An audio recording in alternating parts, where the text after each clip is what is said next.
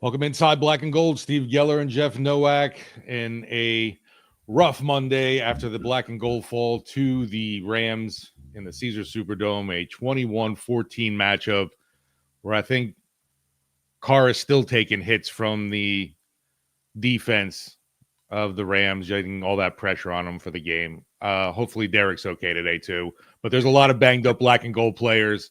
Took a lot of punishment, and there's obviously the worst news out there, Taysom Hill, and we got confirmation from that now that the Swiss Army knife season is over. A rough way to start a podcast, Jeff. Yeah, we're going to talk about that game. We're going to go through it, 3 up, 3 down, all that. The weirdest stat of the game, as it has been all season, Derek Carr sacked 0 times. Because if you watch that, it's funny, you look at the stats, you watch, and you're like, oh, the offensive line must have played well. I think the offensive line had its worst game of the year.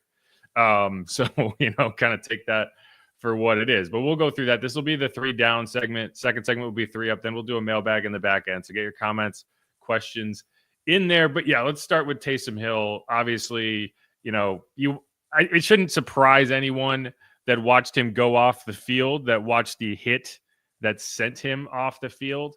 But that was a pretty easy kind of self-diagnosis at home of that's a knee injury. He's probably not going to play again this year.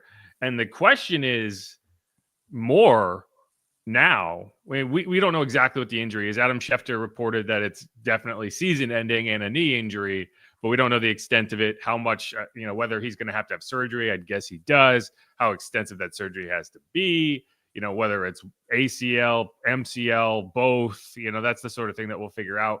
But one way or another, that's a long recovery. And you're talking about a guy who's had a lot of injuries in his NFL career and college career. He's 34 years old. Don't say it, Jeff. This could be the end for him. Like Taysom is a stubborn guy. Taysom's gonna probably want to come back and play, but I don't think anyone would blame him if he's just like, hey, I got kids. I'm 34, going on 35.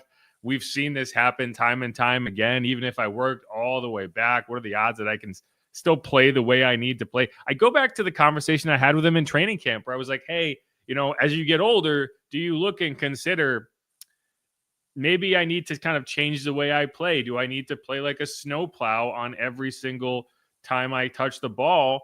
And, I expected him to be like, yeah, I think about that a little bit. But instead he was like, no, I don't think about that at all. If I was thinking about that as I played the game, I would just retire. And, the more later you go in your career and the more significant injuries you take, if that's how you are looking at it, then who's to say he doesn't just retire?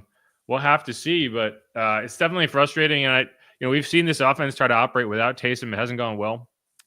The end of that game, I feel like if you have Taysom and you operate differently, right? Like you're trying to run down the clock, you're fine getting a first down there and playing a new set of downs inside the 3. It's not touchdown or bust there, but without Taysom, I don't think you got as much push in the short yardage situations. And who knows? Maybe if he's in there, you get the same situation. You're going on 4th down regardless, and you end up in the same boat. But, it's the second or third game this year that I feel like if Taysom had been there at the end of it, you operate differently. One was the Eagles, one was the Falcons, and one was this game.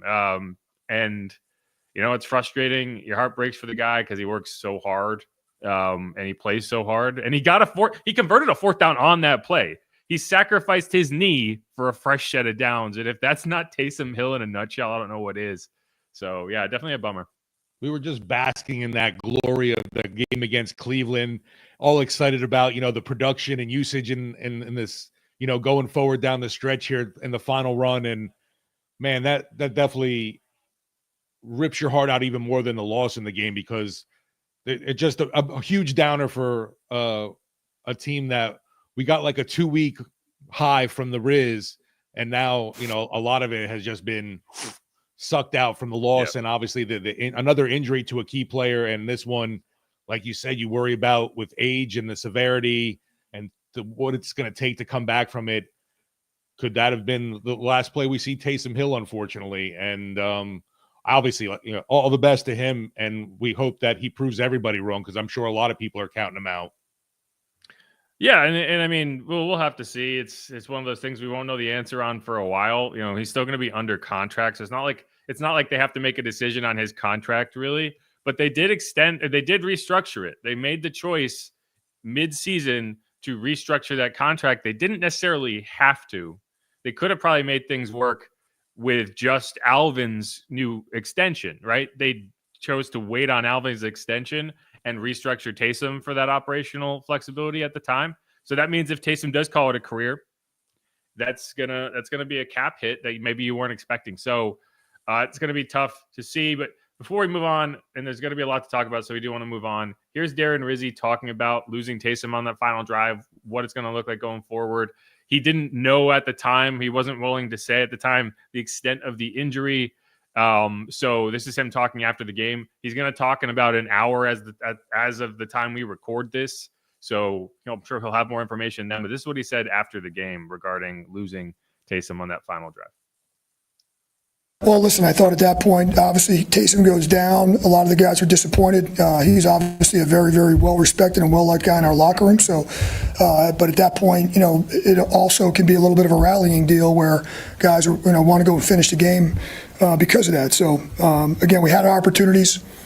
In all three phases, we made errors today that could have changed the game, and that's what we're searching for. We're searching and grasping for that one more play in each phase to take us over the hump, because that's where we were today. We needed one more play really from every phase to get ourselves the victory today. So that just didn't happen, and that's where we got to get better. We'll move forward and try to improve that this week, and hopefully go up to New York and get it fixed. Yeah, I apologize in advance if the connection's bad. My internet's doing that fun thing where it just goes in and out. I don't know why. But yeah, and I meant to make the joke that I'm wearing my camo today to hide from the injury bug because it's hit everybody. Nick Saldiveri also went down with a significant looking knee injury based on his reaction on the field. When way too many cards. When a guy is, and it happened on the, both of these injuries happened on what would otherwise be very successful plays. One was the first down conversion by Taysom Hill on fourth down, which, we didn't talk about this. That's a tough hit. It's tough to call it dirty just because the NFL wants you to go low. They're trying to coach high out. So players go low and then you get hit in the knees and you get hurt. So it's like, how do you balance that? Azeez Al-Shaair with Trevor Lawrence, it's another question of like, okay, you force the defense to do things certain ways, and then you have quarterbacks deking guys out on the sideline and deke sliding so that you don't know whether they're going down or not. The best quarterback in the NFL does it, so that forces you to play a certain way. And I think that's the same case with, I can't remember who laid the hit on Taysom, but I didn't think it was anything malicious. It's just when you coach guys out of going high and they want to do anything to avoid a head-to-head hit because that's going to be 15 yards, you go low. You hit knees and guys get hurt. So we'll see. But yeah, Nick Saldiveri, his injury came on the touchdown to MVS. And, when a guy's sitting there on the field after a touchdown with his head in his hands like this, like, he knows that he just had a pretty significant injury, foot, knee, whatever it was. It definitely wasn't good. So that's two players that you're probably expecting not to have the rest of the way. And another pin in the burst in the balloon. I know Tyrann Mathieu left late in the game too, hoping he's all right. Yeah, it sounds like he avoided anything major. But it's the second or third time this year he's finished the game on the sideline with an injury he suffered in the game that after the game was said to not be something expected to keep him out for a while. So it's a little confusing. I think he's had an injury to his shoulder multiple times too. It came on that hit where Kyron Williams just got free. It would have been a touchdown. It would have been a long touchdown if Tyrann misses that tackle. And he laid a good hit on him. And I saw someone say like, it's because he's old. That's why he got hurt. Like, no, it's because he's 5'9", and you're asking him to make an open field tackle against a freight train. And, if that's not Tyrann's not going to make a business decision. He's going to go in there, but you're asking your safety to make those tackles. That's not good. But let's go to the stock down. Let's really go through this because there was a few things that went wrong. And I mean, my biggest gripe came in the same spot on the opposite sides of the line. The defensive interior got bullied. the offensive line got bullied. Like, this was the story of this game, was the Rams whipping the Saints in the trenches on both sides of the ball. On defense, particularly in the run game and on the interior, I actually thought the Saints got a decent amount of pressure on Stafford throughout the game, definitely in the first half. But it seemed like anytime they just stayed dedicated to running the ball, they got whatever they wanted. And I went and I looked at all of Kyron Williams' runs. He only ran the ball 15 times, but he had 104 yards, which I know Bobby pointed this out, is exactly the same number he had last year. And he had a touchdown. And so I broke it down. You're talking, this is his 15 runs. +3, +11, +17, +5, +4, +2, +4, +1, +8, +10, +4, +6, +4, +14, +11. So his final 7 runs in the game, you only stopped one for 4 or fewer yards. The other one that was 4 yards was a touchdown. So I'm not giving you credit for stopping him on that. The end zone stopped him. So, I mean, when you're allowing guys to rip off chunks like that, you're not gonna win a game. Like, that's just the fact. I mean, they had a chance to get the ball back, and they just immediately let Kyron Williams run for 11 yards. Like, that, they would have had a chance at a Hail Mary with about 20 seconds. Like, they would have forced a punt with a little under 20 seconds to go, would have probably got it near midfield and had a chance to at least throw one to the end zone. And instead, you allowed an 11-yard run. And, like, there was plays throughout that game. I remember I watched one play. John Ridgway is going to go in the stat book as a tackle. He got a tackle 5 yards downfield, not because he was chasing a play 5 yards downfield, because he got moved 5 yards downfield, and the run just happened to fall into his lap, but for a 5-6 yard gain. And that was happening over and over again. And it's been a problem all year. You thought maybe they had solved something against the Browns. They didn't. It's still the same issues. The interior is just getting moved off the ball. There are just gaps miles wide, it seems like, in the run game for basically every team that's not the Browns. And, it's been the story of the year, and it hasn't changed.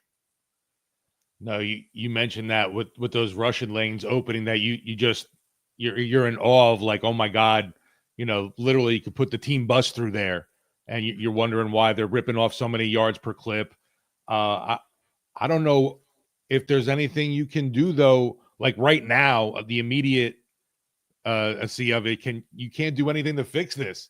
The D-line play has been suspect against the run all season, and like you said, except the Cleveland Browns game, they seem to have a decent showing there. I don't know why the Browns didn't try to run the ball more, but when you're getting gashed like that, it's just so demoralizing that a team can just plow over you. But the Saints D still held them in check for the most part. I know we're going to talk about it in probably the up section, but the start of the game, you were in awe of what they were able to get off the field.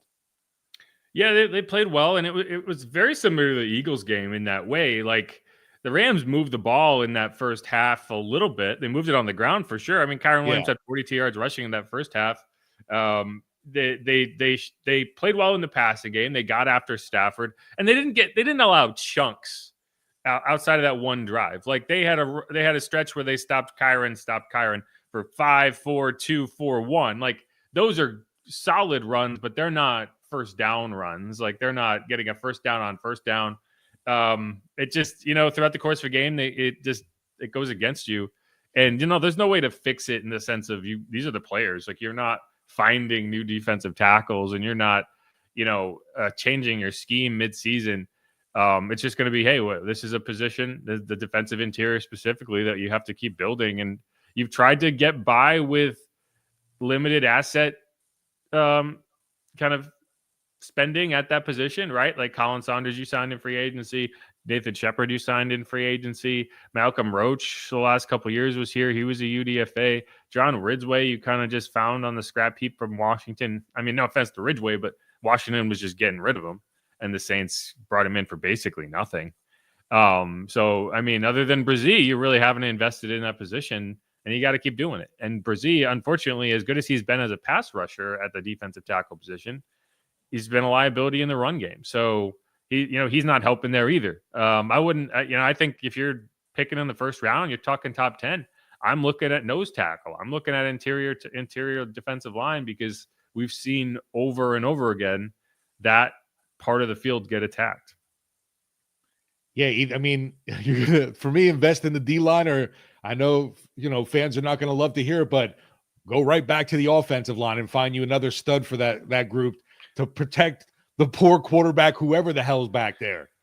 Yeah. And just to finish off that, so the Saints stopped Kyron Williams for fewer than 3 yards twice in that game. For perspective, the Saints offensive line, or the Saints running game, Alvin Kamara was stopped for 2 or fewer yards 8 separate times. And that's not even including Taysom, who had 5 carries for 10 yards. He didn't really move the chains at all either. He just got a couple tough conversions. Right. Jamal Williams actually had a nice first down conversion. He caught a check down. First thing I've seen him do in a while, because he's been out hurt.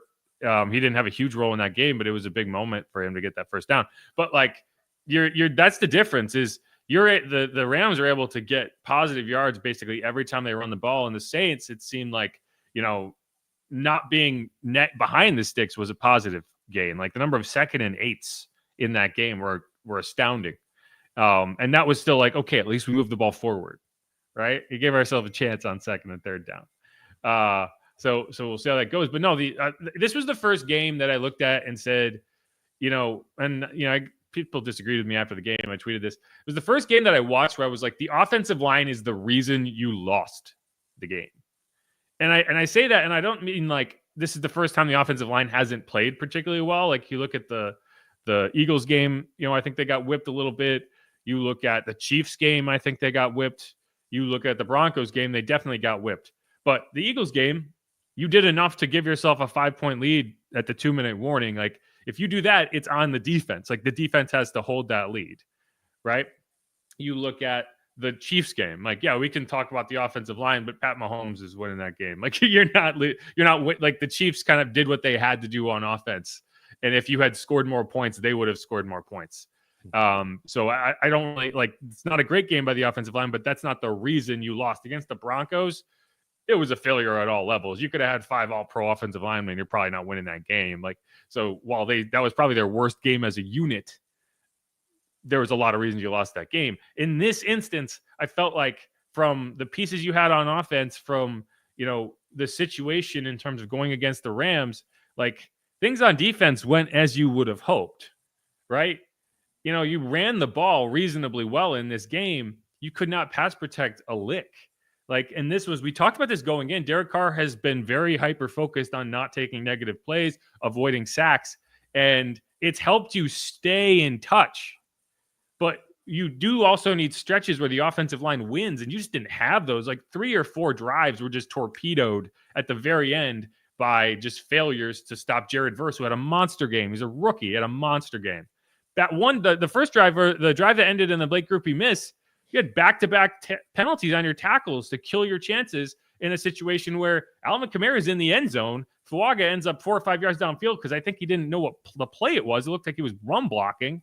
It eliminates a touchdown that would have put you up 10-0. And if you're up 10-0, that game feels so much different than 6-0 at halftime. They come out, score a touchdown, and immediately you're losing. Like, so to me, it's the offensive line was the number one. I think that's how I'll revise that. If I'm ranking reasons you lost, this is the first game that the offensive line for me was at the top of the list. And it was particularly the right side. It was Trevor Penning, Cesar Ruiz that I thought had a really hard time. We went into the season saying this is a huge issue. And it hasn't surfaced as a huge issue as much as I thought it would. This game it did. Yeah, you mentioned the penalty with Fuaga is unfortunate because that was a big blow. Obviously, erased a touchdown off the board, but overall, just way too much pressure on Carr, and that's what's a thing aggravating. The post game show, you're getting these text messages from folks like, "Oh, check down Carr in the game," and Bobby did. He went off at the end of the show. He had like, I got to address it. I can't hold it back, and was just ticked off like the pressure that Carr is facing in this game. He's doing what he can to get the ball out to anybody, somebody. If it's got to check it down, that's the only thing he had open. And it's not like you have Olave. It's not like you have Olave and Shaheed either. Like you're talking about Dante Pettis, MVS, Taysom. Taysom was your leading receiver in that game. He's gone now. Yeah. Right? Another playmaker gone from your offense. Right. There was some brutal. I mean, there was an obvious pass interference on Juwan Johnson that went uncalled. Like, for some reason, if you're the Rams and you commit a defensive penalty at any corner of the field, I think you get away with it. I think that's the rule. Like, that's I saw an you tweet unwritten that, rule. like there's some blind spot there, and I was like, "What the? Right. What is going on?" Right. They're wearing like active camouflage in that part of the field. Right. It's bizarre. Like, that's pass interference all day, every day. Like, the guy's climbing up his back. Anyway, they actually converted a 4th down on that drive, so it didn't end up really changing a ton. They got to where they would have got otherwise. But yeah. Anyway, like, the refs sucked again. Like, the NFL has a refereeing problem, and I just don't think it's ever going to get better. And the Saints, I don't think the Saints end up on the wrong side of it nearly as much as we'd like to think we do. But it's just every team, every game feels like we're getting screwed by the refs because there's bad calls in every game. Sometimes they go both ways, sometimes they don't. If you're the Chiefs, you seem to get them a lot more than you don't. But it's like, okay, you're Juwan Johnson, you don't get the reputation pass interference that Puka Nacua gets in a very similar situation. In a huge situation. It definitely doesn't seem like we're saying, man, we got away with one there very much. Yeah, and so, it's tough. That said, like, I agree with you. I think saying, oh, Carr's just checking it down, there's a reason he's checking it down. If he's taking 5 sacks, we're talking about, he's got to get the ball out of his hands. So, again, I think, Darren Rizzi talked about it after the game, said, I like the way Carr is playing. I think, like, there's points where you need him to be better, but in large part, avoiding a sack in that game is remarkable when you consider the amount of pressure he was under all game. Now, this is one of those dudes who I remember doing mock drafts. He popped up a few times. Jared Verse, yeah. No, he's a good player. Yeah. He's going to be a good player in this league for a long time. But, Derek, my biggest criticism of Derek, on that last play, and in general, when he has to get off schedule, I don't think he handles it well. And when he's playing well, it's kind of programmed. And when he's off schedule in that situation, he kind of just stood there like a statue. And I saw people say, like, oh, the decision-making was a problem. Get it out quick. You can't get it out quick there. MVS talked about this after the game. I asked Derek, but he kind of worked around it. Like, they were expecting to see man. They checked into a man-beater play. The Rams went into zone. They dropped into zone, which is not what you expect them to do there. But that's what a team that feels like I'm going to get after the quarterback does. And they really didn't get there. They had 4 seconds. Like, Derek had 4 seconds to survey. And the problem is you were in a zone beater, or you were in a man beater, and you were facing zone. So it took longer. He had to work through his backside progression. Looked like Juwan had won, but Jared Verse gets there just in time. And the frustrating thing for me is, like, it's not the decision making. Like, people say, oh, throw it quick. There's no throw to be made quick. If you throw it quick, it's incomplete. And we're in the same situation, right? Now, but I need my quarterback to be aware that I've been standing here for 4 seconds. There's probably someone coming around the left side. I know I have Foster out there alone on Jared Verse. Even if you're not looking at him, you got to understand there's going to be pressure coming. Do I need to step up and buy a half second even? You get that play off, you probably tie the game. They're going to go for 2, and we'll probably be complaining about that today because they lost because they went for 2 and didn't get it. But that was a decision. And so, I do am critical of Derek for that. I think he's going to watch that back and be like, I need to move. Like, I understand that there's a pocket, but I need to take a step forward to make that distance longer. And he didn't do it. This is a long clip, but this is Derek talking about that play after the game.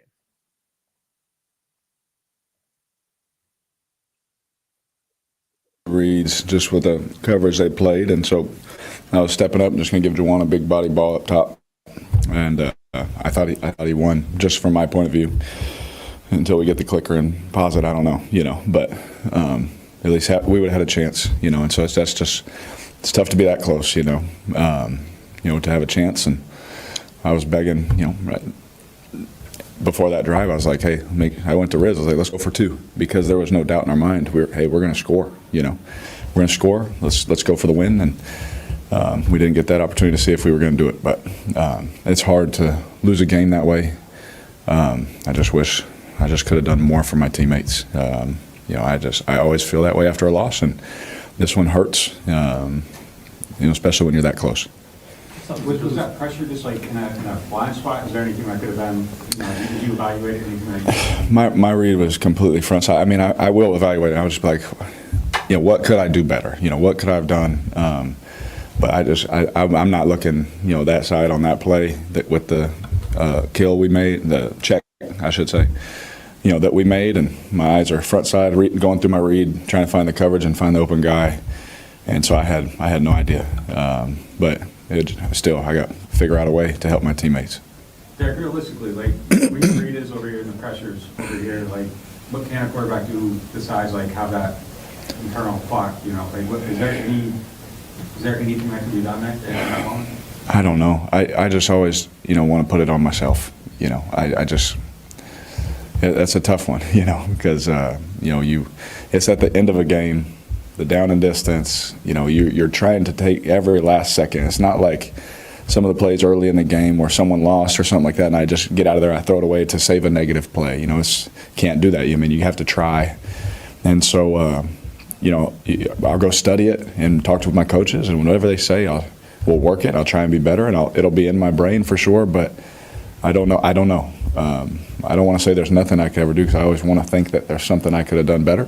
But I was just going through my read, and at the end saw him and was about to throw it, and then he hit me. Were you expecting to see man on that play? Yes and no. Yes, just because of the situation. Normally, you get that.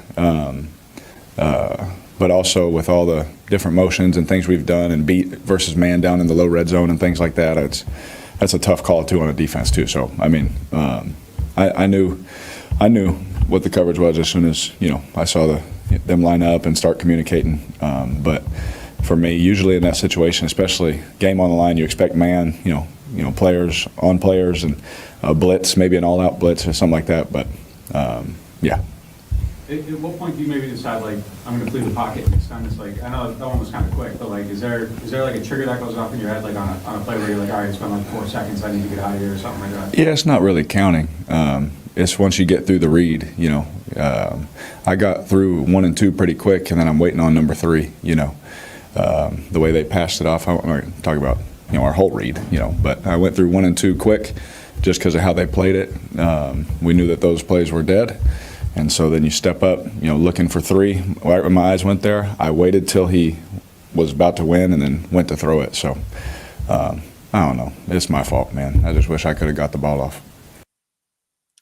Yeah, and so obviously that was a long clip, so thanks for bearing with me. But I do think it's a lot of important stuff there, which is, okay, well, whatever he says, I think he was caught off guard by the zone look in that situation.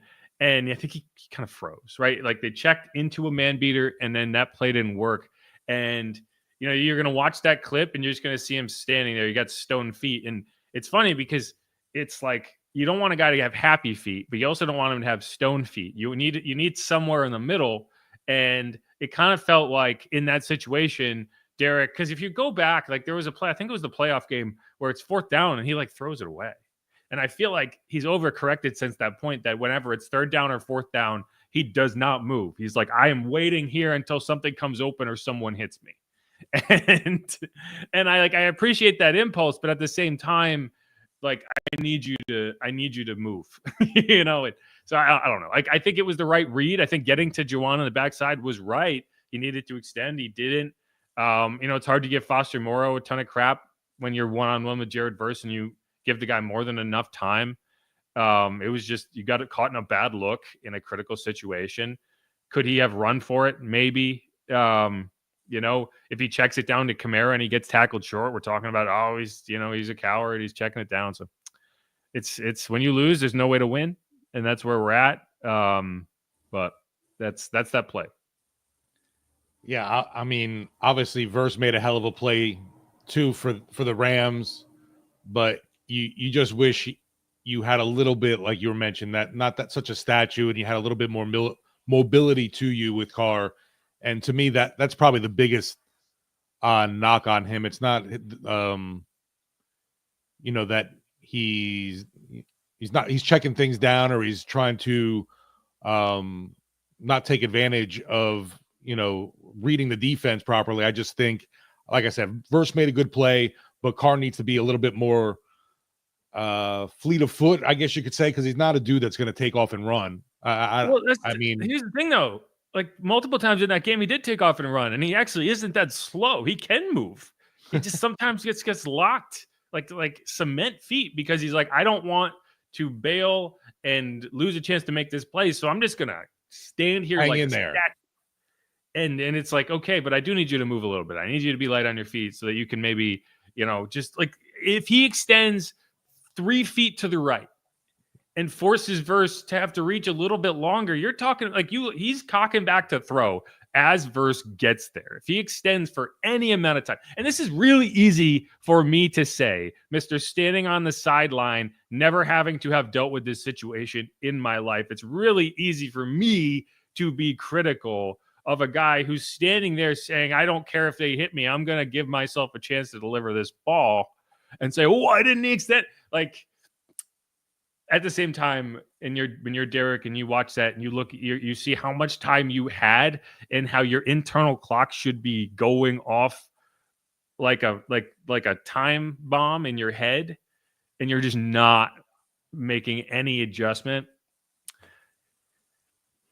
I think he's gonna really regret that. But you understand what happened, right? And it didn't work. I mean, obviously the low from it is that now I feel like there's the Derek Carr is trash talk is back after 2 weeks of glorious winning. Yeah, that's always going to happen. Anytime you lose, everything's awful. Every time you win, everything's perfect. It's it is what it is. But and that kind of leads into, okay, we went into this game. One of the reasons I was talking about, hey, I think this game is really important for Darren Rizzi, is because you come out of that game and like my reaction is I actually think Darren Rizzi set them up pretty well to win. I think he talked about this after the game. Like the game they wanted to play is the game they played in the first half. They shut them out. They were aggressive. They converted on 4th downs. They didn't get into the end zone. And when you do that, you're going to lose games. And they lost that game because of that. Again, if you're up 10-0 after your first 2 possessions or whatever it was, you get into the end zone instead of having those penalties. That might be a different game. The Rams have to play it differently. Instead, it's 6-0. They're in it the entire way. They never feel like they're chasing anything at all. And that's tough. And what makes it the most difficult is it's so familiar, right? Like they lost that game in exactly the same way we've watched them lose games all of Dennis Allen's tenure. And now it's kind of like when you're an interim and you're trying to make the pitch that you should be seriously looking at me as your next head coach, you have to be able to do something different. You have to show that this is not the status quo. This is with me in charge. We can better this situation. And instead, you did exactly what happened last year. You won 2 games, you have momentum, then you face the Rams, and you kind of get dog walked a little bit. And it's not even all on Rizzi. Like, I think Joe Woods kind of got out-coached in that game. And you look at it and you say, where do you miss Dennis Allen? Like, I know people be like, oh, there's nowhere I miss Dennis Allen. I miss Dennis Allen's adjustments. Because you watch games that Dennis Allen coached, and the defense might have got off slow, but they always seem to get better throughout the course of a game. In this case, it felt like the Saints came out with a good plan, and Sean McVay made adjustments, and the Saints never found a way to counter. And their adjustments, honestly, I don't even know how many adjustments they made other than they were running the ball effectively, and then they got to the play action, and it worked every time. And the defense really never found a way to survive that. Part of it's you can't stop the run. But when again, like this was to me an important game for Rizzi to really kind of stamp like, no, you should be considering me at the very least to stay on. And with that result, I kind of look at it as like, I think that's a trigger where you're just leaning very much toward, we're not that close. We're close to being close, but we're not that close to being anything of note. And if that's the case, it makes more sense to start fresh from a coaching perspective, clean things up as much as you can and move forward rather than running it back. Because in order to run it back, you'll have to do something special to finish this season and not stringing wins in a row against teams you should be able to beat, these fringe playoff teams, a 500 team. I think that says a lot. And it might be unfair. I think Darren Rizzi is going to be a head coach, or at least he should get a chance to be a head coach. I think he's he's what you need a head coach to be. I like the aggressive nature. I like the idea of going for 2 in that situation. I wish we got a chance to see how they did it.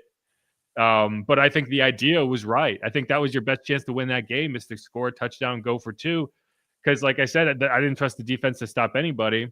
You'll never find out if that aggressive nature would have paid off. If they go for 2 and they don't get it, we're probably here complaining about it. But I don't know. I think that was a really rough for a guy who had everything going for him to start. I just think that was a really rough kind of fall, and we'll have to see how he recovers from it. There's 5 games left. If they come back and win the next 5 games, and we're having this conversation again, but it's really hard to see that happening. They got a fun one though. You get to go to Jersey to play the Giants. That's, like you said, that's like the free space on the bingo card. It would have been more fun if they had won this game, and that would have been a chance for sure, to win 4 games in a row for the first time since 2020 with Drew Brees. But that's not going to happen. Now it's just kind of we're going to win this game and ruin the draft pick kind of game. It's going to be the same case in week 17. You're going to probably win that game, ruin the draft pick, probably lose to the Commanders, probably lose to the Packers, be out of it.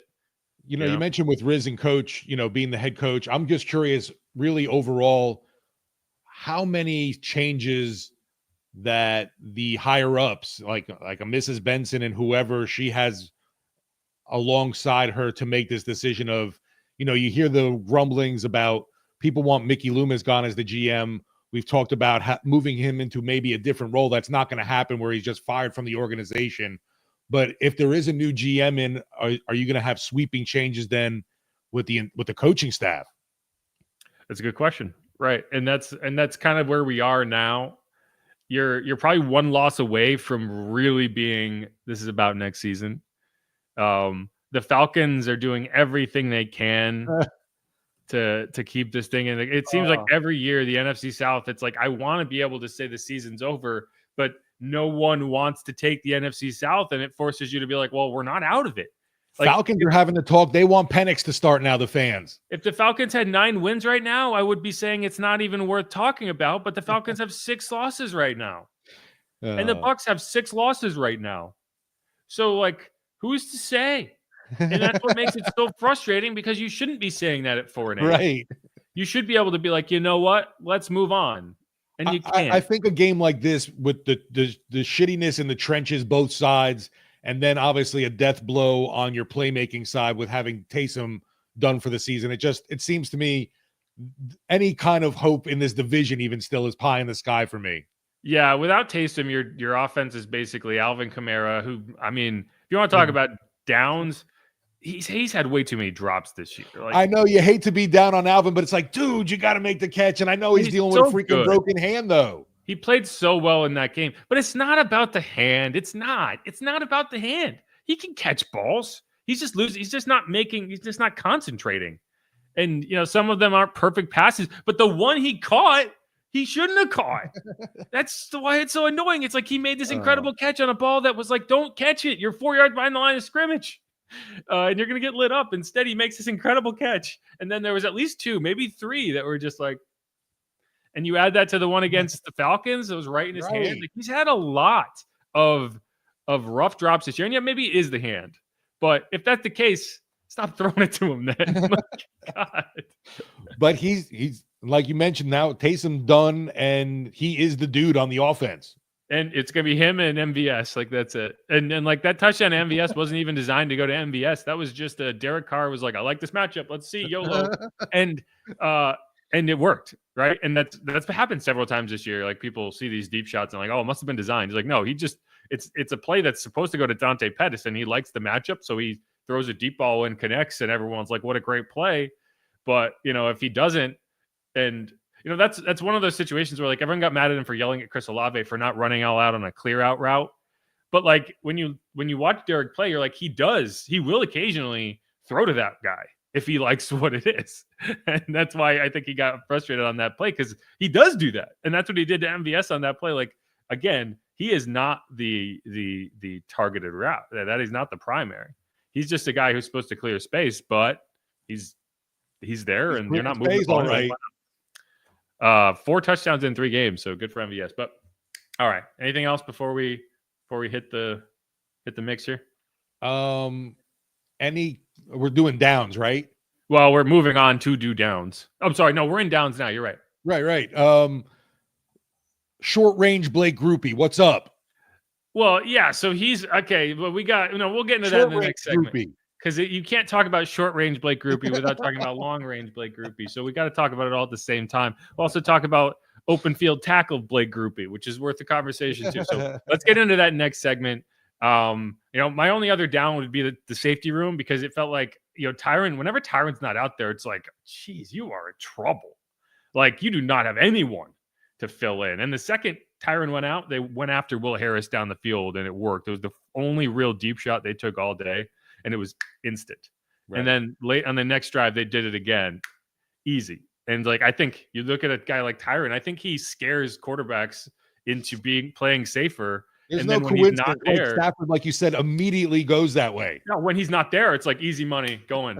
And it's, I think that's kind of the impact. Like, you Taysom on offense forces other teams to constantly think about the fact that he's there. Tyron on defense is the same way, because they're like, the Badger. I know he's trying to pick me off, and I know he's as good at it as anybody. So it's like, even on a look that I think I can attack, I'm like, he's out there somewhere, But he went out, and it's like just turning on a faucet.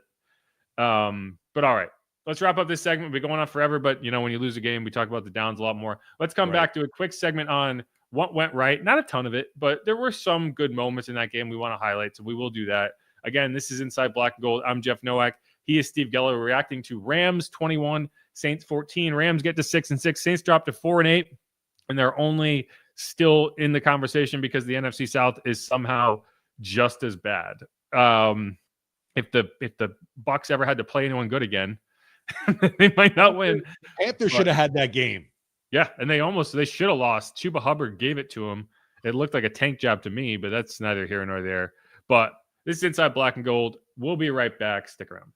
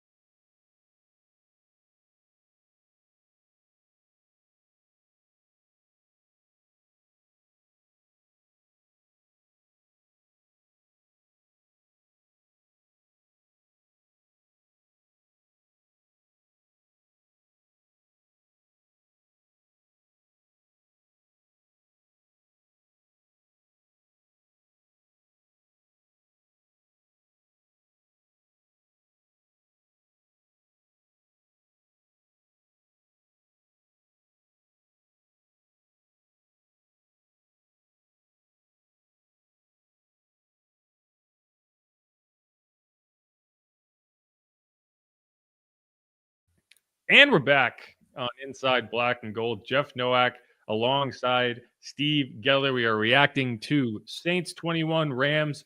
That's not right. Rams 21, Saints 14. Last week, the Saints won by 21 points. This week, they allowed 21 points. They dropped to 4-8. Taysom Hill done for the year, according to reports. Nick Sal, very probably done for the year. Just add him to the list, the kicker of season-ending injuries over and over and over and over and over again. It's just that year. And, it's funny. Like, I tweeted this after the game. I tweeted it after Christian McCaffrey went down for the 49ers. And it's like, you watch the NFL and it just feels like 60% of it is dumb luck of avoiding the injury minefield. Like, you're the Ravens. Like, the Ravens are still my team to win. Like, I know they lost yesterday. The Ravens are still my team to win the Super Bowl. But it's like, if Lamar Jackson goes down, it's over. You're cooked, right? Like, there's players on every team that if you lose them, you might win some games, but you're not winning the Super Bowl. Christian McCaffrey is that for the 49ers, in my opinion. Like, for the Rams, Josh Allen, like, basically any team, if they lose their quarterback, you're done for the year. Like, Trevor Lawrence gets hit. If that happens to Josh Allen, you're not winning a Super Bowl. Chiefs the same way. Like, there's a critical match. Unless you're Carson Wentz and you go down. Carson Wentz. Yeah, that is true. That's a good point. Then you will win a Super Bowl, or Phil Simms. I think that happened to Phil Simms too. Right. But no, and I mean it's tough if you don't have Teddy Bridgewater to be that guy. You don't know, but for the Saints, it's like we've reached that critical mass of injuries where, it's like you expect next man up. Like you expect a team to be able to overcome a certain level of injuries. But there's a point where it's like, this isn't really the team that when we were like, you're talking about it in the preseason. Can this team win? Is this team good enough to win? And you're talking about the starters. You're not talking about, okay, what if you're down 3 offensive linemen, both your defensive backs, both your outside corners, both your starting wide receivers, this, your starting center. Like, then you're like, okay, is that team good enough to win? Probably not. Like, if you had showed me the roster that the Saints rolled out there yesterday and said, is this team good enough to, like, if this is the team you're throwing on the field, what's your record projection? And I'm taking 5 wins off that total. Like, that's just the fact of life. And the Saints just have not, whether you want to say it's a product of luck, whether you want to say it's a product of the training staff, whatever, hasn't gone their way. And if you're looking at the roster right now, especially wide receivers at the beginning, you're going, wait a minute, where the hell did all the money on this team go? Where's the wide receivers? It's really amazing, I guess, what they've been able to do, what they have at the moment, because obviously Scantling has brought that big play element, but he's not a consistent guy, but he's definitely good for 2 balls a game, probably a touchdown. We've been playing with, Pettis, Kevin, and MVS in camp. I've been like, all right. I don't know if I'd have believed you, but I said, okay. And I'm just so proud of those guys because they've stepped up so big for our team and for our city, making big plays for us when we need them. And, those guys are really good football players. That's another crazy job by our front office, doing a great job of, okay, we have a problem. There's injuries, How do we feel the problem? How do we fix it to help our team win? And they've done a fantastic job of that. And we knew Kevin was a good player in camp. I loved him. I thought he was a really good player. We just had so many guys already ahead of him. It just didn't work out that way. But he didn't complain. He put his head down. It's a great learning lesson for young receivers. Everyone comes from being the guy.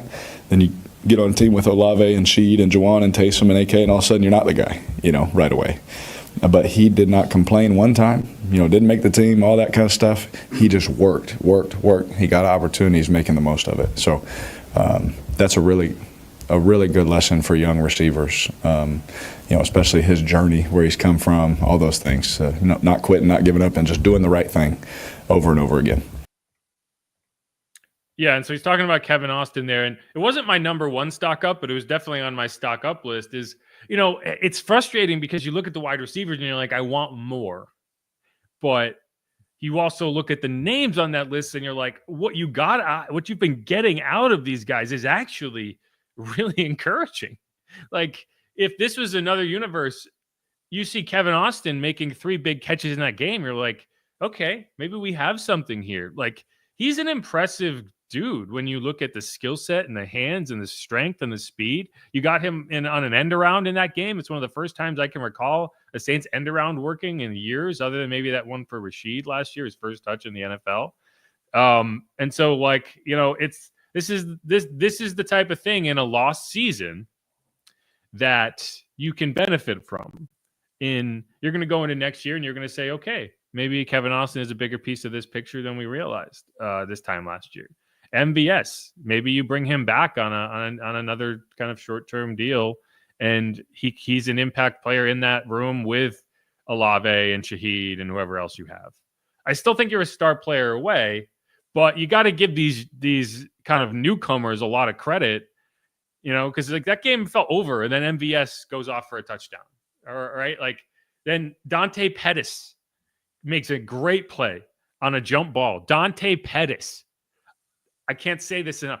Dante Pettis made an incredible play on a 2-point conversion to tie that game at 14 and give you a chance. So, while it would be nice to have more,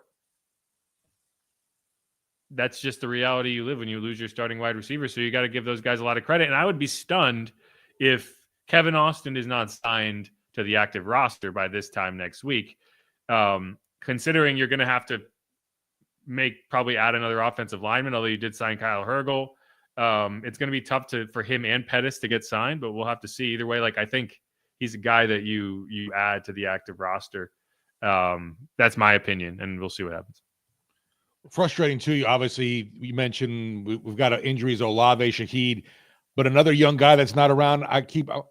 Bub Means unfortunately on IR, and it's you think that this would be obviously a good time for him to try and get any kind of headway in this offense, getting some reps obviously in the NFL. Missing a dude like that, wanted to see more from him, and unfortunately not around. Yeah, he and Kendre Miller could come back this week. I expect Kendre to be back against the Giants. It's another one of those things that's going to make roster management a little difficult because you got to figure out who the spots are, right? Like Tano is another guy who's ready to play, but I don't know if you have a roster spot for him, so you have to figure that out. But yeah, Bub is a bigger question because I don't know where he's at with his high ankle sprain. Those typically take a while to recover. But no, like that is a frustrating thing with him. It's like you'd like to think this is an opportunity to see what you have in him, and you really aren't getting a chance to. Isaiah Foskey, for some reason, just can't get on the field to save his life. That is what it is.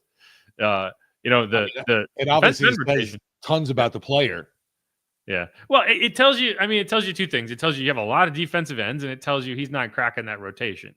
But Tano will when he's back. He has to. I feel like if you're going to bring him back. We'll see. But I'm not sure. And you look at Chase Young, he was only in for 50% of the snaps in that game. I think he didn't play a ton of defensive snaps, but he was only in for 27 of them.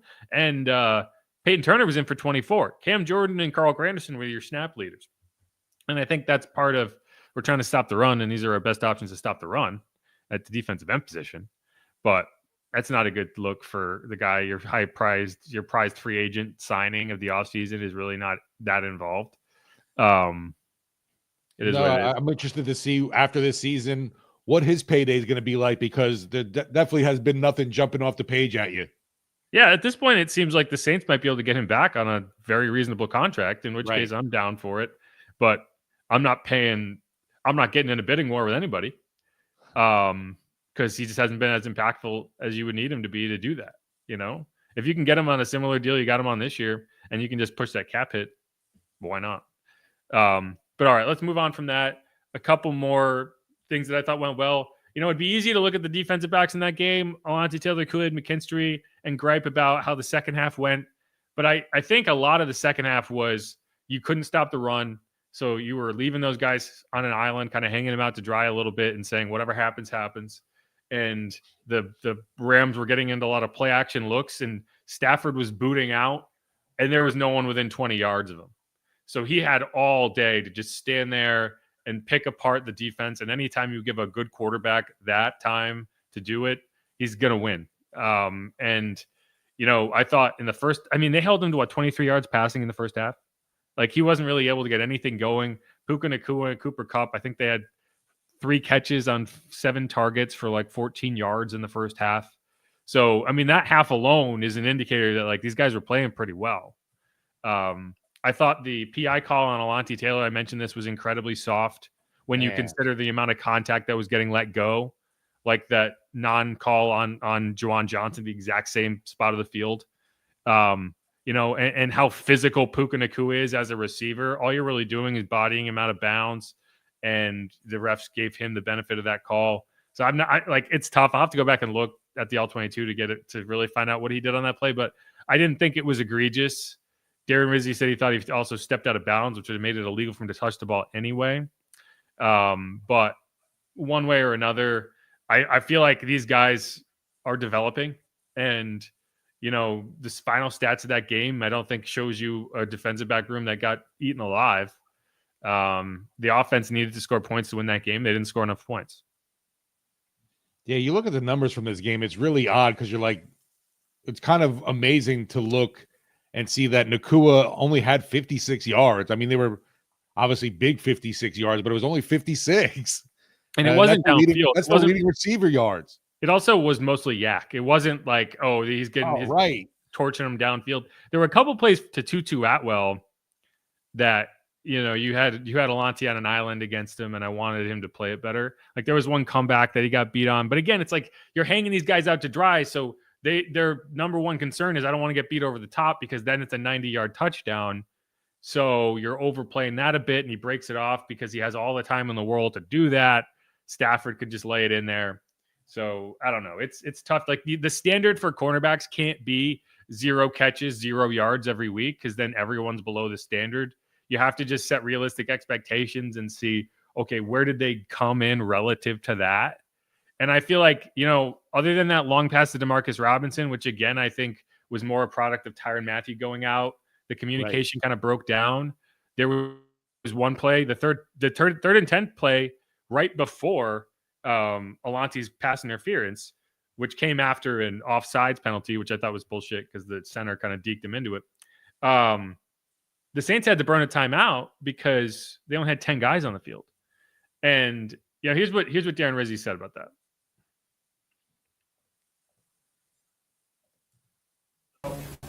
For that 3rd and 10 that ended up being 35 penalty. Yeah, we had 10 guys on the field. Was that because Tyrann should? No, we just had 10 guys on the field. We can't have 10 guys on the field. We had to call timeout because obviously I was aware we had 10 guys on the field, and if we get a first down there, that's not going to play with 10. But the bottom line is we can't have 10 guys on the field, and so that's why we took the timeout. We got to do a better job with substitutions. We burned an offensive timeout the second half as well for a substitution. We can't do that. We got to be better. We got to fix that. That's us. That's on me, and I'll take full responsibility for that. We got to get that cleaned up. Yeah, the Saints burned 4 different timeouts in that game with substitution issues or shift motion issues, whatever. That's too many. And when Tyrann went out, I felt like the communication on the back end just kind of went away. And on that play specifically, you need an extra defensive back out there. It's typically going to be Tyrann. He's not there, and so it has to be JT Gray, who isn't typically in that situation, and clearly he didn't get the memo. So I'm sure he's getting read the riot act a little bit. But I was watching them out there, like Jordan Howden and Kool-Aid were like, what's going on? And neither of them seemed to know because it's just a situation. And it's funny because that's the type of thing that's going to fall on Rizzi and reflect on Rizzi. But at the end of the day, it's not really him. It's Joe Woods, it's Marcus Robertson, it's everyone in that room making sure everyone's on the same page and the information's communicated, and it wasn't. So again, it's like, okay, you have been veteran a lot of issues with substitutions. Oh yeah, it's been happening all year. But when as you see more and more veteran pieces pulled out of the equation, right, as Tyrann's not there anymore, Marshawn's already gone, Paulson Adebo's already gone. All these guys who kind of would be your de facto secondary communication guys suddenly aren't there, and you're relying on Ugo Amadi and Khalid McKinstry and Alante Taylor. And I just think the communication hasn't been high level, and I think people underestimate how important communication is on the defensive side of the ball. So that's going to get better. But I think I saw 2 guys on the defense for them that are going to be your starting corners week 1 of next year. And it's just going to be how much can you develop between now and then? No, and I mean, that's something though. I feel like too, it's a product of having so many new guys you're cycling in on offense and defense just because of, guys not knowing where they're supposed to be. And I know it's not an excuse, but the Saints have just, the injury issues take a toll there, I feel, as well with the substitution issues. No question. A couple more guys to highlight. One, Alvin Kamara. He's a stud. He's great. I need him to stop dropping the ball. But 119 total yards. You can't be mad about that. He got stopped at the line of scrimmage several times. Sometimes I want him to just get upfield a little faster. But this is the wide zone run. That's kind of the plan, is you're just riding it out until you get that cutback, and sometimes it doesn't come. But I thought he was really good just in general in the run game. But my last one, Blake Grupe, specifically stock up long-range Blake Grupe. And I asked Darren about this earlier this year, and he looked at me like I had 2 heads. But you will not convince me that all this work and all this skill that these kickers have developed on these crazy long kicks is not robbing them a little bit on the short kicks. Are these guys, I don't think people are practicing the short kicks as much as they might have in the past, because you only have so many kicking reps in a week that you're taking, and a lot of them are coming from 60 yards out now. So have guys kind of forgotten how to lock in and make a must-make kick in the final seconds, or in those situations where you just need to get 3 points? Because it sure seems like you will not convince me that I should not be more concerned watching Blake Grupe kick a 36-yarder than I should be watching Blake Grupe kick the 54-yarder, both of which he nailed. If he makes that short kick, he might be, in the Saints win, he's probably special teams player of the week, because those are the money kicks, and the short ones are the gimme kicks. And it's like, he's going to miss this. I made a joke. I feel personally responsible because Alvin Kamara caught a 6-yard pass that took it from a 42-yarder as the Jets fly overhead to a 36-yarder. And I looked at Tyler and I was like, yeah, but the problem is now we're in prime groupie miss range. And he says, don't say that. You just jinxed him. And I'm like, I don't think that's jinxing somebody. I think that's just calling my shot. And he missed. But I do feel responsible because I did that to him. It's maddening to think, obviously, the kid has been so money from the long range, and it's those ones that you would think are, I know nothing's a gimme, but that kind of range, if you figure, is obviously a higher percentage make, and it's just not happening for whatever's not. You would think, but he's 5 for 5 from 50 plus. He's missed a kick from 40 to 49. He's missed a kick from 30 to 39. He's one of 3 kickers in the NFL. It's him, Jake Bates, and Nick Folk are the only 3 kickers in the NFL with at least 5 attempts at 50 plus that have not missed. And then he's also 20 or 22 on the season, so he is making a lot of these short kicks. They're just not as high a percentage as I want them to be. But he's 91% on the season and 5 for 5 from 50 plus. So, you kind of take you look at that in the grand scheme, and you're like, that's a pretty strong kicker season. When you get to those, 30 to 40 yarders, I guess go for it more often instead of kicking it. Well, that's the other thing. Kicking from 30 yards, it's not, a miss from the kicker is not a failure of the kicker so much as it's a failure of the offense. Because when you get to the red zone, you need to score touchdowns. No. You can't be settling for 36-yard field goals and then saying it's the kicker's fault because we didn't execute. It's like, no, you get down to that range of the field, you should be scoring a touchdown, and you didn't because of the penalties. That was the drive that you had back-to-back penalties, one on Fuaga, one on Penning, that made it basically you had to kick because you was like, 4th and 20. But it is what it is. But that's my last one. You got anything else before we move to the mailbag? No, let's move it on. I know we got a ton of folks lined up here doing our pre-Rizzi countdown till he speaks. Yeah, it should be momentarily. So thankfully all the questions got in before that. So because everyone's gonna go over there. But anyway, who dat? This is Inside Black and Gold. I'm Jeff Nowak. He is Steve Geller. We will be right back.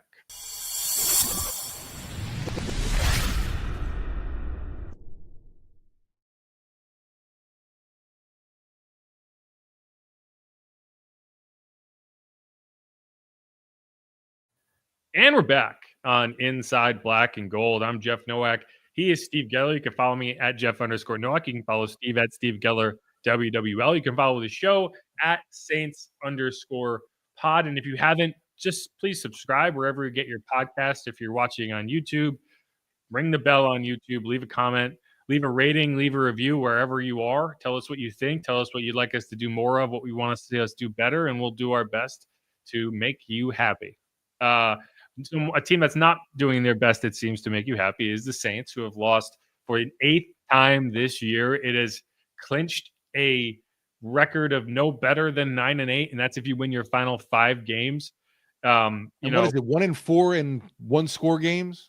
1-4 in 1-score games. The Saints haven't had a record of fewer than 7 wins since the 2005 season, the year before Sean Payton got here. Wow. And you're it's going to come close. I see 2 wins left on this schedule against the Giants, against the Raiders. Like, you're going to win those 2 games.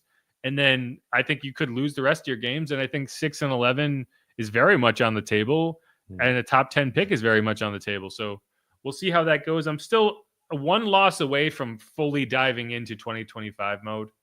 Because if you do win out, then that's at least a conversation worth having. If you lose to the Giants, it's over. If you lose to the Redskins, that's like 3 teams ago. If you lose to the Commanders, it's over. If you lose to the Packers, it's over. No one's going to say, though, if they lose to the football team. Yeah, if they lose to the football team. I still think they should be the football team. I like football team. Better than Commanders, for sure. They stumbled into kind of an endearing name, and they didn't, and it's because they can't put football team on a shirt and sell it.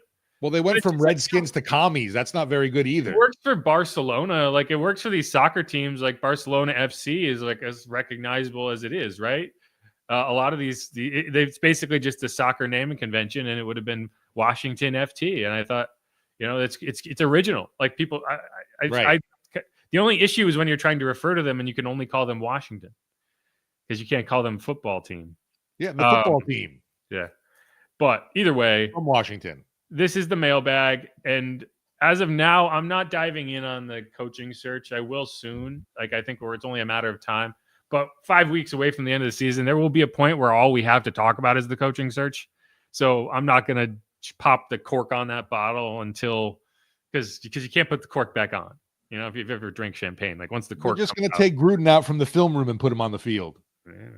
There's no recorking, right? That's the metaphor I'm using. But either way, Don Zanon had this comment before we came out. I don't even know what it means. He says, I was hoping that when Jeff Nowak got a chance to work on his car and we all had a bye week, that it was going to be the extra mojo needed to beat the Rams.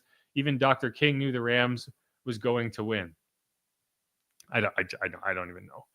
But I think he's talking. I did get to work on my car during the bye week. Yeah, but that I think what you're saying is like, you had a lot of advantages in this game. This should have been like last year. The excuse was, "Hey, it's a short week. You got to travel out west. You weren't prepared, and it showed." Now, the complete opposite. Long week, and you were at home. Yeah, extra rest. You're at home. They've got to travel coming off Sunday Night Football, bad loss, and they were the better team. And so yeah, it's tough. And that game, while closer, while more competitive throughout, was still very similar to the game we saw in Week 16 last year. Like the defense played better this time around, but not good enough, and the offense didn't do enough. We talked about, I know, in the pregame stuff about all the physicality of a guy like Puka Nacua, but seeing him more in like that constant game action, you're just more impressed with the guy. They haven't tackled him once in 2 years. Right. That catch. Oh, I mean, we didn't talk about that catch enough in the first half. That diving catch, or no, there was the third quarter. It was their first touchdown. It was the scoring drive to open the second half. That insane diving catch on 3rd and 6. If he doesn't catch that, the Rams settle for a field goal. The Saints get the ball back up 6-3. Who knows where it goes from there? Instead, he makes this insane catch that we're not even going to talk about because his best skill is catching and running. But he still does stuff like that. And that was a catch. Like, I was like, there's no way. Watching it live, I was like, there's absolutely no way he caught that ball. And then pretty they showed good fifth-round pick. Shit. He's so good. We need some fifth-round finds like that for sure, my man. Well, you see all these young players dominating every week. And I'm like, where are the Saints? Where? Like, they don't have them. Every game, I watch the opponent come in and be like, well, we have this guy, we have this guy, we have this guy. Everyone but the Browns, at least. And even the Panthers, you're like, he's really good. He looks like he could be pretty good. Chuba Hubbard, he's young, he's pretty good. They get Jonathan Brooks just showing up. And then you watch the Saints, and you're like, well, the UDFA that just showed up is actually playing better than I thought. That's it. That's what you have. That and MVS, baby. Yeah, Chambliss79 says, aging veterans who can't make the play anymore can't support young players who are trying to learn proper ways to play. Now the sideline discussions create chaos on the field. See, I don't know if I buy that. I don't think the aging players are making the younger players worse, if that's what you're saying. Like, I think that the younger players in a lot of instances are playing above their weight because there are veterans leading them. But at the same time, it's like the fact that you're saying that and they're still not getting impact performances is telling you that the player quality isn't good enough. Yeah, so, I don't think in any way the Saints leadership in what they have in the veterans, there's any kind of negativity those guys are spreading. Yeah, no. And like, that's honestly, if you want to complain about the aging veterans, it's that with all those veterans in there, they're not going to allow you to just fall off a cliff for the final 5 games. Like, they're going to go out there and they're not going to lose to the Giants because they have those guys. Because they're not going to allow you to lose to the Giants. They're not going to allow you to sleepwalk through a loss to the Raiders. They're probably going to go out to Tampa in Week 18 and win, even if they're eliminated, because that's just what this team's going to do. For fans that want the tank to happen to better the draft pick, you're right. This team is not in the locker room planning vacations right now. Right. That's what you should really be complaining about, is these guys aren't going to allow you to lose games that you should win against. Like the Saints are finally favored against the Giants. It tells you just how sad the Giants are on the road. The Saints, the 4-8 Saints are like it's on the road against the Giants. That's how bad the Giants are. Giants aren't going to win another game. I'm very confident saying that. I believe they are trying to achieve that, like where the organization wants that, and really the players don't give a damn. Well, no, but I mean the Giants don't have those veteran players who are going to keep you Nah. afloat. They just have a bunch of young players who are like, okay, let's see what happens. But you're not getting that motivation. You're 2-8. You lost your best defensive player in Dexter Lawrence. Like they're not going to win another game. Whereas the Saints are going to be like, hey, this is what we do. We go out and win. Richard Honer Jr. says the running yards are misleading. We did not run well up the middle. I don't think they're misleading. I think you had several chunk runs from Alvin Kamara. I think Alvin had a good game despite the offensive line not really doing him any favors. Like there was 4 or 5 times in that game. Like I know the offensive line room recently, I started playing a game of how do you get through that? And they'll watch clips every week and ask the question, how did Alvin get through that? Because it wasn't us. We didn't do it for him. He made that happen on his own. And you can hear Deuce. If you listen to Deuce on the broadcast, at least 3 or 4 times in that game, and most weeks, he's just like, that was all Alvin. Like the blocking did not do much. He made something out of nothing. And the number of times he turns a 2-yard loss into a 2-yard gain, it's not going to go down. So I don't think that it was an issue of like the misleading. Like when you were running the ball well, you were playing well. And when you got back to running the ball late in that game, you were able to drive down and score and at least get yourself into position to score. But I don't know. I don't think that was a red herring. I think they were running the ball well. It was just a matter of Alvin was running the ball well. I just need Alvin's trainer, specialist, whoever, to do some more wonders on his hands, please. I wish I could get him on retainer to fix whatever. Did DeMario ever get his from Amazon? I don't know. He didn't catch any interceptions, so we'll find out. Maybe you could order Alvin a pair too. Chambliss79 says, I was peeved with Carr only on that last play. Just run, dude. It's 4th down in 22 or so seconds. If your receivers aren't open immediately, just run. I agree with that because it's like you only need 2 yards. And, he can run. Now, I don't think you're a quarterback you want to be in the business of taking hits like that, but you watch like a Josh Allen play, and Derek Carr's not Josh Allen, right? But in those situations, he's not sitting there waiting to find out if someone's going to come open. He reads it quickly and he goes, and I think he gets there. If he takes off and goes, he's going to take a hit, but I'm okay with that. And it's easy for me to say that. But I think for the he would first be down, okay hell with yeah, right. I think he would be okay with that. And it's like you just got to get forward, get down, get that first down. And then you got 3 plays inside the 5. You run the clock down all the way. So that 2-point conversion, either you win or you lose. And that was what was going to happen. That was Darren Rizzi came out very quickly and said that. Derek Carr was 100% on board. If you ask Derek, he was kind of the driving force behind that idea, but I think Darren was going to do it either way. And it's just frustrating because you watch him with 4 seconds back there. They're sitting in zone. They're not going to be able to fire upfield. I don't know. It's tough, but it's definitely tough. And I don't know. It's real. Carr just had it in his mind he was going to get it to Juwan, I guess. It's really easy to nitpick in that situation of like, but yeah. Again, Juwan was open. If he finds a way to extend for a split second and gets that ball off, I think, it could very well be 21-20, and we're talking about a loss anyway. But it's frustrating to, it's like in an NBA game. Like you have the ball, any shot is better than no shot, right? The Saints got no shot up. The Saints got the ball with 10 seconds left. They inbounded it, and then they just dribbled it out. They dribbled it off their foot out of bounds. That's the end of the game. So it's frustrating. I was also annoyed on that last play, but I didn't think Derek had a terrible game. I thought he played the game in front of him. And no, I definitely didn't think so either. So it is what it is. Like everyone's going to be mad at Derek. I get it. People are annoyed with Derek. People don't like Derek. If that was a game with Spencer Rattler, you lose by 40. He's close to last on the list of why they lost. I wouldn't say last. I said close to last. I wouldn't say he had a great game, but I don't think he was, they didn't turn the ball over. He didn't get sacked.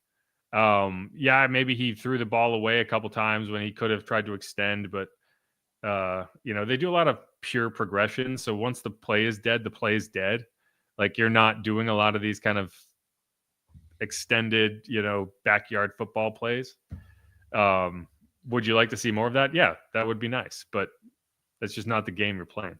A little off the quarterback track a bit. Do you know who the backup quarterback was for the Rams? It wasn't Stetson Bennett. No, Jimmy Garoppolo. I was like, holy shit. Jimmy Garoppolo? Yeah. I didn't realize that. Stetson Bennett is their third string guy. Yeah. He was inactive. I didn't know. Yeah, I didn't even know he was there. Good old Jimmy G. Good for Jimmy G. Brian Cavett says, is Taysom's career over? That was hard to look at. We talked about this in the opening segment. Right. It very well could be. We'll see. I think Taysom is the type of guy who's going to come back. Like, I don't think he's the type of player who's willing to let his career end like that. But definitely not going to be an easy road. So we'll have to see exactly how much he wants to commit to it. And like you mentioned, what exactly is up with the knee? We don't know any specifics yet, but depending on the recovery process, and we've talked about obviously his age right now, but I do feel like Taysom would be that dude willing to put in the work to get back. Yeah. Justin Pasquale says, now we're going to need to see Kendre more than ever with Hill done for the year, probably. That is, you're going to go to New York. You're going to get Kendre back, I assume. And maybe he can give you some juice and stay on the field and give you some hope that the run game has a future after Kamara. Alvin needs somebody to help him out back there for sure. I'd like him to have somebody to help him out. That's for sure. But we'll see. And, I don't know. I'm tired of having this conversation about Kendre. It's the same conversation every time. Right. We've seen flashes, not enough. We know the talent's there. Can he stay healthy? Boom, bang, bing. There you go. And if he stays healthy for the last 5 games, we're going to go into the offseason being like, well, can he keep doing it? And he'll inevitably get hurt again because everyone gets hurt after a certain amount of time. We'll be like, there it is again. It's hurt again. Well, one of the interesting things with Kendra Miller too, it just seems to be there was that extra of the butting heads with the head coach, and I'm just curious now with Dennis Allen out the mix, what happens there. I'm not saying obviously he's going to be absolved magically of injuries. Just curious to see. We'll see going forward what Kendra Miller can do with no DA around, because obviously there didn't seem to be any love lost between the two, and I know those reports about him going to IR were interesting, I thought.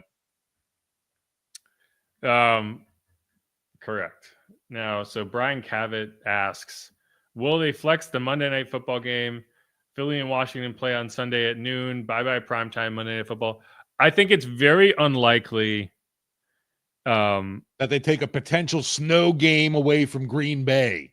Yeah, if it was the Saints versus, I don't know, the Giants, for example. If it was right, even because the New York market is so big, I could see it just because both those teams are so unwatchable. But even then, like the Giants, it's a market size thing. Let's do it differently. If it was the Saints and the Arizona, Dolphins, Arizona too would be a good example. Like, but Arizona's at least got a winning record. Like, right. We're talking about teams that are probably not going to make the playoffs. Then you consider flexing it out. Like the Packers are 10-3. The Packers are interesting. The Saints Raiders game, if that was in prime time, huh? The Saints Raiders game. Yeah, no, and even then it would be like, okay, it's Derek Carr going against his former team. There you go. There's always something right. Win in Vegas. So like, I just don't see that as like, I don't think the matchup is that bad. Is what I'm saying. And they've already flexed the game that week. I think they flexed Broncos Chargers to Thursday, which that would annoy the hell out of me. I guess Sean Payton had to agree to it, so that's interesting. But because the Broncos are the road team. But you do need. Do I get to pick the refs for that game? Seriously. I'm trying to figure out how much notice they have to give you. I knew at one point, I believe it's at least 2 weeks. Yeah, I just think with the potential of we've been seeing these snow games pop up this year, and I think because it makes for better viewing. I think that they would love to see a dome team going into Lambeau Field. Yeah, and the Packers are a ratings draw. Like I think Right. that's what people forget is it's not necessarily about the matchup. It's not like Philly and Washington. It's a better matchup, so they're going to want to put that on Monday night. It's about the ratings, and as long as they feel like the ratings are there, they're not going to flex the game. The Saints don't have to be notified until 12 days ahead. They don't have to tell teams so you have 2 weeks, right? So that would be December 11th that the Saints would have to find out by. I don't think they're going to flex that game. They could flex that game. Again, it's changing days is a significant thing for the NFL, for the network, for changing days and changing locations, which is what would happen, is difficult for the network who bid on that game and got that game. It's difficult for the teams. It's difficult for the league. So I don't see it happening, but yeah. I'm curious. I'd have to look real quick. What is the Sunday night game, though? Because maybe Philly Washington does get flexed to Sunday night. It's week 16. Let's see. Let's do this. Bucks Cowboys. You're not flexing Cowboys out either. I feel like, even though they're trash, and they're still relevant. They're 5-7. They're not like the Giants again. But. Yeah, I could see Philly, Washington. But again, like that's really the only good game in that noon window. So they don't want their national noon game to be terrible either. Like I think people forget it's like those ratings matter too. The afternoon game is the Dolphins, 49ers, Jaguars, Raiders, and Vikings, Seahawks. Vikings, Seahawks is a good game. So yeah, I don't know.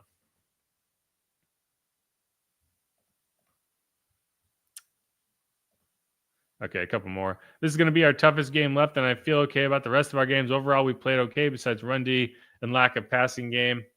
Yeah, the Saints didn't get trucked in this game. It was competitive. It was 14-14 in the fourth quarter. The Rams are just they were the better team on that day.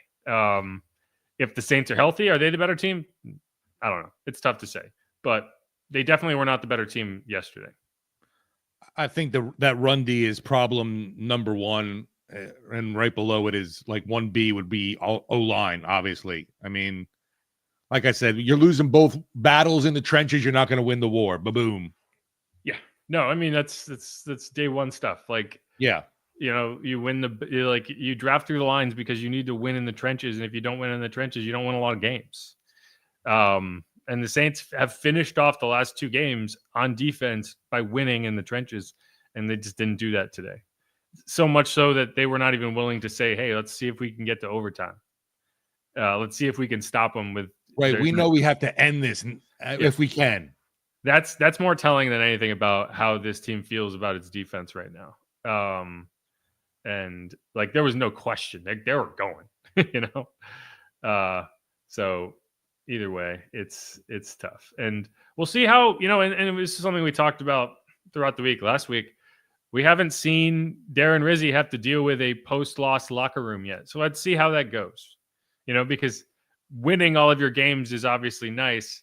But if you're going to be a head coach, honestly, the next 2 games might be more important for that case than anything. And I'm not saying to stay with the Saints. I'm just saying when you inevitably interview for another head coaching job, they're going to look at, okay, you lost this game. How did you respond? If you go out and you lose your next 3 games, that hurts. That's damaging. You faced adversity and didn't recover. Yeah. So, I think these next couple games, while I think this loss kind of eliminates a lot of the intrigue for the Saints, for Rizzi, for Kubiak, for a lot of these guys, there's still a lot on the line because it's their, Bobby says this all the time. You're playing for a job. You're playing for your livelihood. Both, the players are playing to put good tape out there. Like, they're not going to be like, let's tank.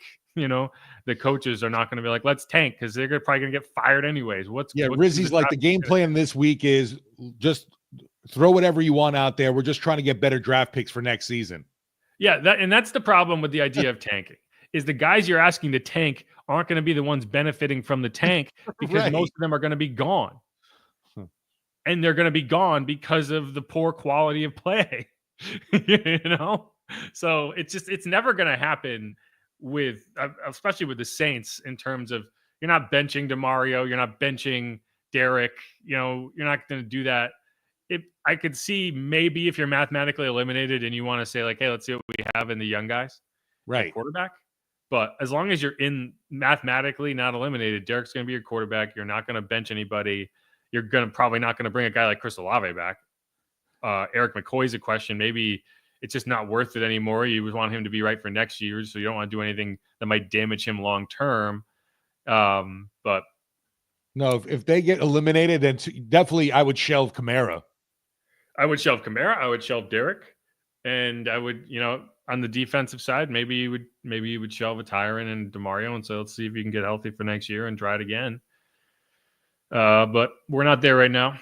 I wager we will be there soon, because I don't see them beating the Commanders. But who knows though? Like you said, the division is so wonky. I don't know what to expect from any team. You still need to get to 9-8. So if you lose another game, I think it's over. Whether it's mathematically over or not, if you lose another game, it's in my mind. A lot of fans, I'm sure, have already the way I've been phrasing it is the season is teetering on the edge of being lost. And I know there's a lot of fans out there who have already pushed it over the edge in their own minds. Like, it's over. I'm not wasting any more energy talking about it. The team's not going to do that because they have to motivate themselves to go out there and play a game where you can end up tearing your knee up and ending your career on any play. So it's like you're not going out there unless you're committed to winning. But I'm very close to being in that party, and I hold out longer than most people. Yeah, I mean, I almost feel like I'm getting into draft mode, sadly. Yeah. I'm not getting into draft mode yet, but I am getting into head coach search mode, because that's going to happen. Like, I don't get into draft mode until Senior Bowl is here. And after the Super Bowl, when you start to get into like combine season, that's when I really get into draft mode. But yeah, head coach search mode is going to happen a lot faster and a lot earlier. I mean, obviously there's 3 openings right now, and who knows how many we're going to see at the end of the year as well. And I don't know if anyone else gets canned at this point of the season. Giants is the interesting one to me, because that'll be an attractive job if Dable gets fired. Right. I don't think he will, just because I think he'll get a pass for one season because of the quarterback situation. And you handed him Daniel Jones. That was not his guy. So I think you'll probably let him, and the fact that players like Dable. So don't you know Dion and Shador are coming to New York? Yeah. Yeah. McCarthy is a good question. Jerry Jones might just say, like, you know what, I'm done. But that would be stunning to me if a guy wins 12 games 3 years in a row, and then he has one down season with injuries and his quarterback's out and you fire him. Doug Peterson, how does he not get fired? Right. Zach Taylor probably gets fired. Jets is already open. Colts isn't going anywhere. Titans isn't going anywhere. Bears already fired. Lions. So yeah, I think that's probably you're going to be looking at 6 to 7 open jobs, and the Saints are on that list. So yeah, who's going to be poaching whose OCs and DCs we're going to be talking about, and then going through the run of the mill. What's going to happen with Belichick, Vrabel? Is John Gruden in the mix for a coaching job again? Fun times. I just don't want to hire another cast off from another. I'd like them to at least do their own thing, is the thing I'll end on here. Is I want the Saints to make a decision based on this is the best guy for the job, and not like the safe, well, he knows how to be a head coach thing. Right? Now, if it's Jim Harbaugh coming up from college, that's a different story. But if it's like, oh, I really like Matt Eberflus because he's got experience. No, don't do that to me. Even like a Raheem Morris, like, I don't like that idea. I don't like the Todd Bowles idea. I don't want just a guy that I know his name. I want to do something fresh. And he could been a head coach before, but I don't want it to be someone who just, I don't know. It's tough. No, to me, at least, my taste for the guys that are, you want to call the retreads, I'd be most interested in Vrabel out of all of them. Give me Arthur Smith. Oh, get out of here. Wasn't he getting interviewed somewhere for a college gig? Yeah, I think I can't remember where, but I think in North Carolina, I think. Okay. They fired Mac Brown. Yeah. Maybe we could poach a college coach. Give me a college coach.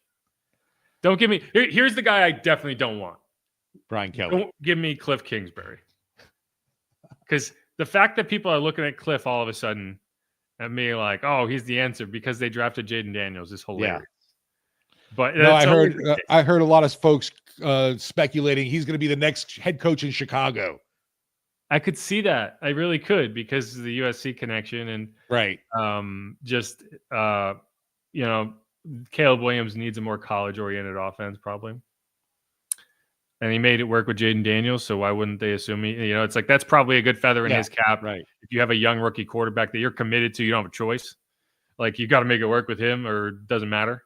Yeah, I think you're probably right. I think that's a good bet that he ends up with the Bears.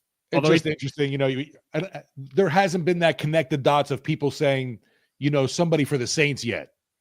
No, it's all been like, except for Gruden. Everybody wants to talk John Gruden. Yeah, I don't think anyone really knows what Mickey's going to do in a head coach search. Right. In a true head coaching search, not one where, the die was probably cast early on that it's probably Dennis Allen, but we'll kick the tires on some others. Like, what is he going to do when there is no real incumbent that you feel like, okay. Because we haven't seen him do it really. And I think keeping Dennis Allen was more about Sean Payton than it was necessarily about Dennis Allen. Now, keeping Darren Rizzi won't be about Dennis Allen if you do. And I don't know. This is why I don't want to talk about the head coaching search this early because it's all just so open-ended. We should just get Sean. Well, who's Sean's OC? We'll take him. Who is Sean's OC? It's not Pete Carmichael. Is it Lombardi? Oh, it's not. I thought it was Pete. He's just Sneaky Pete is just like an assistant. An assistant. Okay. I think it's Joe Lombardi. It is. It's Joe Lombardi. That would drive me nuts if they bring back someone I guess Aaron Glenn. But if I want Aaron Glenn, it's because I want Aaron Glenn, not because I want the connection. So I don't know. Yeah. That's it. That's where we're gonna wrap this podcast up. On that very definitive note of who's gonna be the head coach, we don't know. And we will not for quite some time. It still could be a Merry Rizmas. You don't know. Oh, it sure could be. And a happy Riz year. But until that time, we will operate as if the world intends to spin on. Getting ready for Big Blue this week. Woo! I'm going to have to unpack my cold weather jammies and figure out how that's going to happen for me. Talk about a team stacked with playmakers.